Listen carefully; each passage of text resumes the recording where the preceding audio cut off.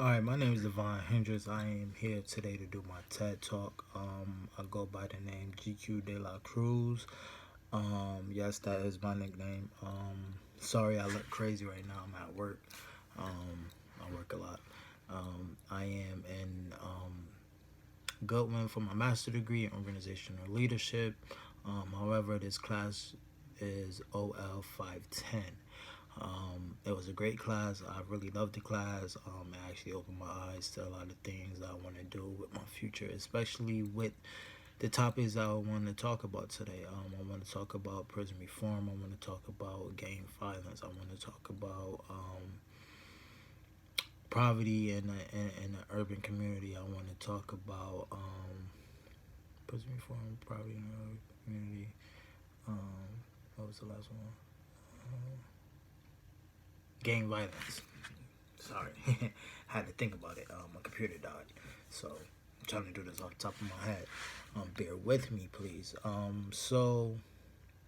Yeah, growing up, I was born in the urban community. Seeing a lot of things, was around a lot of stuff. My parents was actually drug dealers, both convicted felons, as well. My grandmother wasn't a convicted felon, but she was the light, the good part of my life that I had.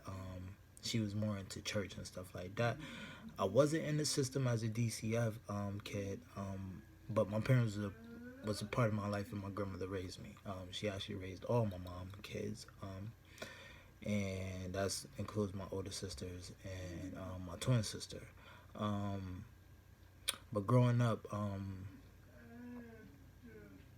but before I even start that,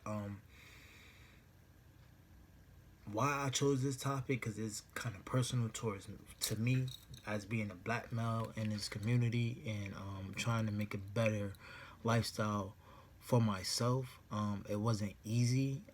It was a road that I was not willing to take, especially with the school. I hated school. I didn't want to go to school, but my grandmother always told me that degree will get you to the next level. It will get you to the next step. So I stuck with it, and I'm actually pretty doing good for myself. I can't complain about that. As well as my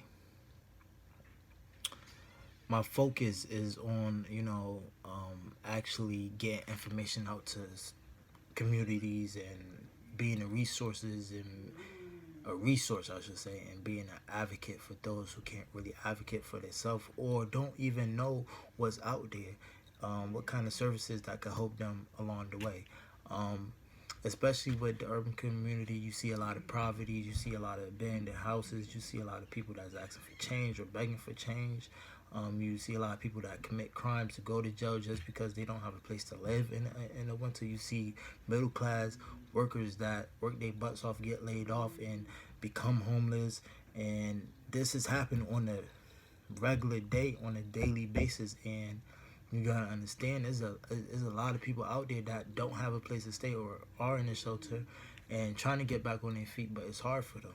And they either have a addiction to drugs or addiction to alcohol, or even vets that's coming, fighting the war, come the war, and coming back and not having, you know, a place to live, or end up going broke, or end up becoming homeless. You got a lot of people that need jobs but can't get jobs because they, are felons. Certain things like that. These topics are very important to me, and it relates to my classes because my class showed me how to look at diversity, look at citizen, looking at leadership, looking at conflict, taking certain situation and analyzing them and trying to find an end solution, a positive solution that could work out for the better of the purpose or the person. So that's something I wanted to talk to you about today. My next topic is on gang violence. I lost my cousin a few years ago due to gang violence, due to a drive-by.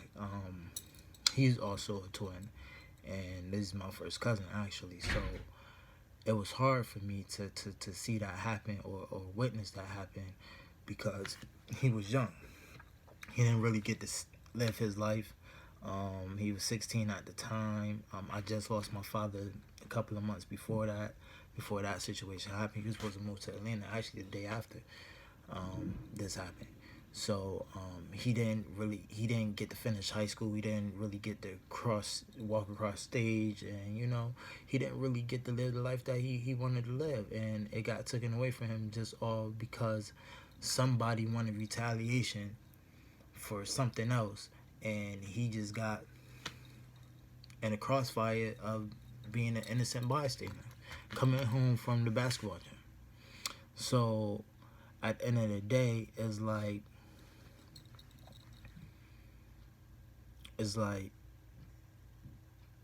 if certain things was in place, like having mentors, having a man in somebody's life, it could make it different for the next individual or the next person, as well as asking for help, seeking help.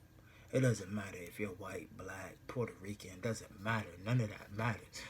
Just having a manhood or a program to be there for the youth, to guide them and have them go a different way.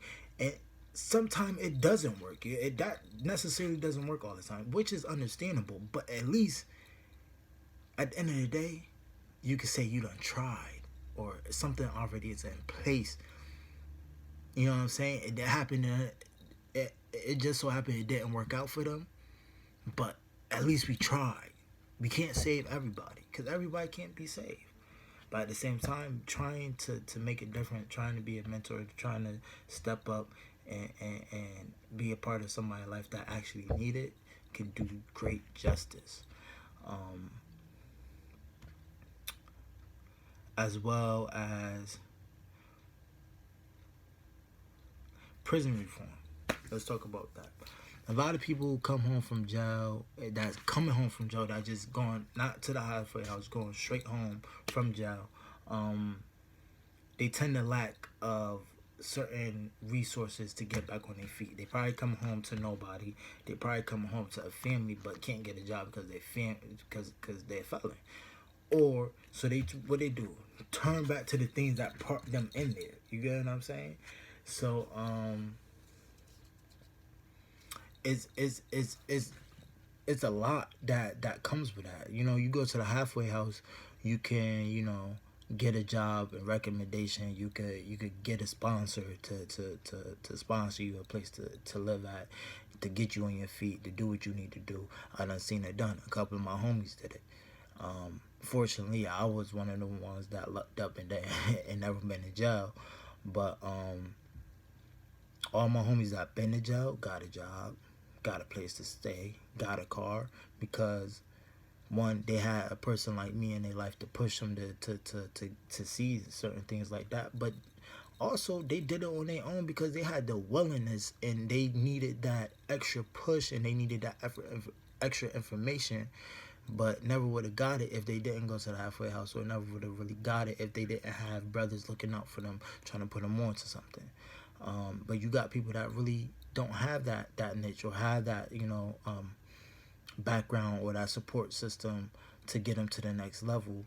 But you got people that they come home, they can't really find a good job, and months go by, you got a baby to feed, you got to feed yourself, and only way you know how to make money is going back to the streets, going back to hustling, going back to robbing, going back to stealing, doing burglaries and stuff like that, doing all this extra stuff that's putting you back in the system that you don't never want to go back to.